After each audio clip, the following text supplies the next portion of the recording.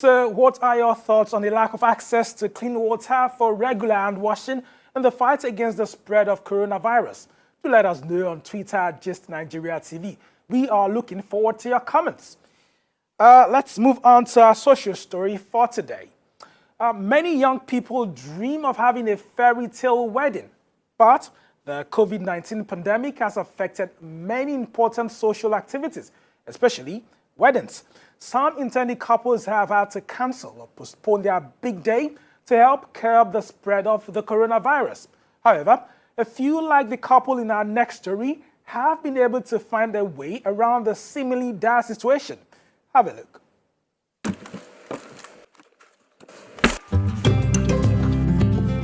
The idea that I had whilst I was growing up about a wedding was the bride, the ball, the wedding gown. It had to be huge and then pinched in the waist. The negotiations about the dowry, the long, endless list that the groom was meant to bring. I wanted my wedding to be a wedding concert. That's actually what was in my head. But the concert happened on Zoom, and all that. Mr. and Mrs. Julius. We started planning for a very big wedding.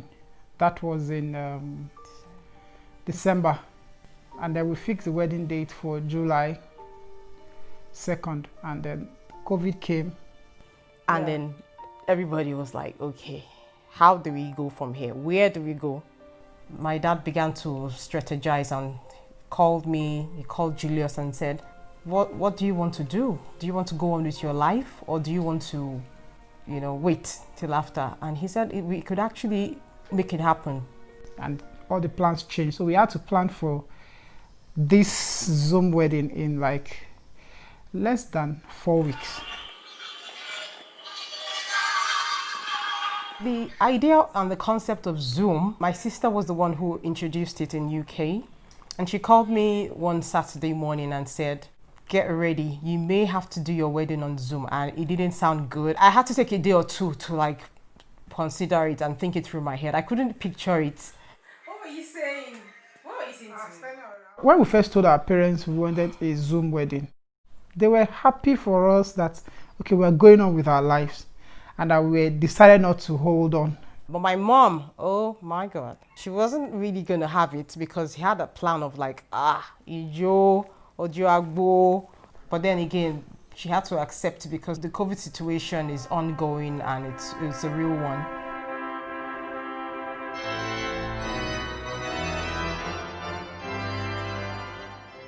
When the D-Day came, I had to pinch myself, okay, today is the day. Today's 2nd of July. I have to check my phone again. Today is actually 2nd of July.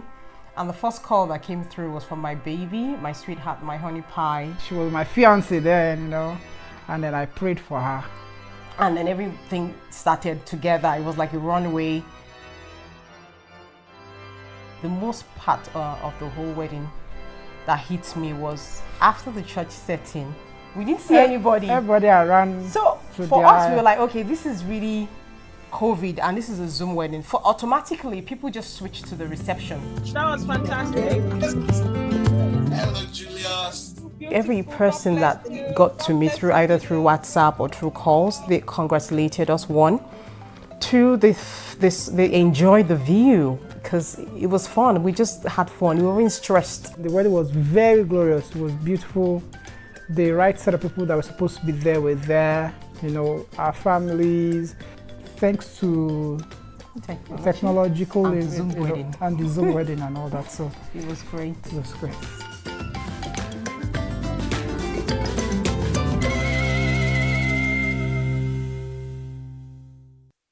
Getting married during a pandemic without breaking the bank.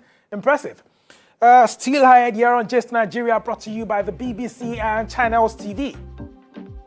Fears of coronavirus infection spikes in some South African rural communities as residents struggle to access clean water.